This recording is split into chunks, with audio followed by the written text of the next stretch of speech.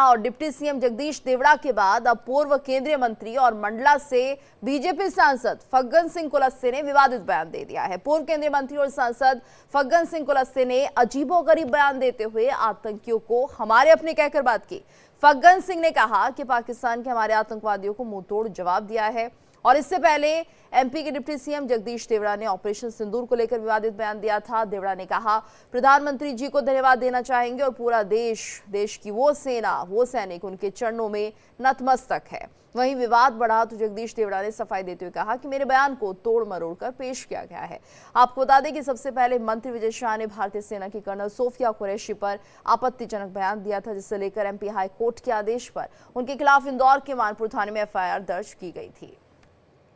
तो लगातार ये बयान सामने आ रहे हैं और ऐसे में अब एक नया बयान भी सामने आ गया है, जिसमें कि फग्गन सिंह कुलस्ते इस बयान को देते हुए नजर आ रहे हैं और अजीबोगरीब ये बयान है जिसमें आतंकियों को हमारे अपने कहा है। और इस वक्त और ज्यादा जानकारी के लिए हमारे साथ एमपी स्टेट हेड मुक्ता पाठक भी जुड़ गई हैं। मुक्ता, तो जिस तरह से हम देख रहे हैं कि ऐसा लग रहा है मध्य प्रदेश के सभी मंत्रियों को, नेताओं को ये जिम्मा दे दिया गया है कि आप अजीबोगरीब बयान दीजिए और अपनी किरकिरी खुद करवाइए।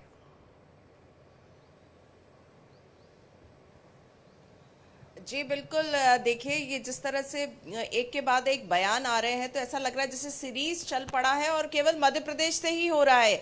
विजय शाह का जो अभी कंट्रोवर्सी है वो थमा नहीं है। लगातार जो लोगों के मन में इतना आक्रोश है उनके बयान को लेकर, उसके बाद एक मंझे हुए जो हम कह सकते हैं पॉलिटिशियन है, डिप्टी चीफ मिनिस्टर, उनका बड़ा ही स्ट्रेंज सा बयान था, क्योंकि वो एक दिन पहले ही हिदायत दे रहे थे कि जो व्यक्ति रिस्पॉन्सिबल पोजिशन पे है उसको सोच समझ के बोलना चाहिए। और कल उनका जिस तरह का बयान आया कि सेना जो है नतमस्तक है प्रधानमंत्री नरेंद्र मोदी के चरणों पे, तो बड़ा ही आश्चर्य वाला था। हालांकि उन्होंने बाद में सफाई दी कि उन्होंने कहा कि नहीं, मैंने ये कहा है कि सारा देश जो है वो सेना के प्रति नतमस्तक है। तो लगातार वो सफाई देते हुए नजर आ रहे हैं। आज वो भोपाल में भी जो है करीब 11:30-12 बजे जो है वो मीडिया से बातचीत करेंगे। और अब जो है फग्गन सिंह कुलस्ते का ये बयान, तो लगातार हम इस तरह के बयान जो है बार बार देख रहे हैं, अलग अलग नेताओं के देख रहे हैं। और इस बीच में जो है मुख्यमंत्री से लगातार जो विजय शाह के बयान को लेकर पूछा जा रहा है तो वो कांग्रेस पे पलटवार कर रहे हैं। वो ये नहीं जवाब दे रहे हैं कि क्या ये बयान है तो ये क्या सही है कि गलत है, कि क्या सेना का अपमान है कि नहीं है। वो लगातार ये कह रहे हैं कि कांग्रेस नाटक कर रही है और कांग्रेस इस तरह के मुद्दों को उछालती है। जी बिल्कुल। और यहाँ पर ये देखिए मुख्तार सभी जिम्मेदार पदों पर है और बहुत सोच समझकर बोलना चाहिए जो भी बयान दे रहे हैं, लेकिन इसके चलते हम ये देख रहे हैं कि बीजेपी की कहीं ना कहीं निशाने पर ले लिया गया है। विपक्ष पूरी तरह से हमलावर है और अब ऐसी उम्मीद लगने लगी है कि यहाँ पर सफाई तो दी जाती है लेकिन बयान वही होते हैं जो वो देना चाहते हैं, या फिर ध्यान बटाने की भी एक टेक्निक हो सकती है।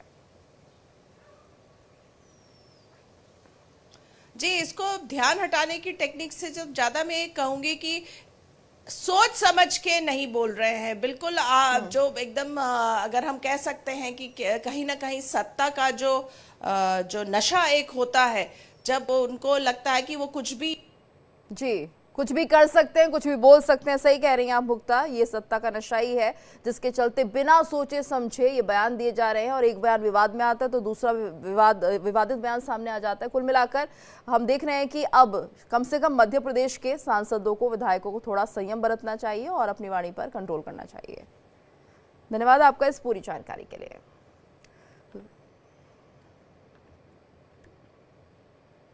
वहीं राहुल गांधी के खिलाफ मानहानि केस सुनवाई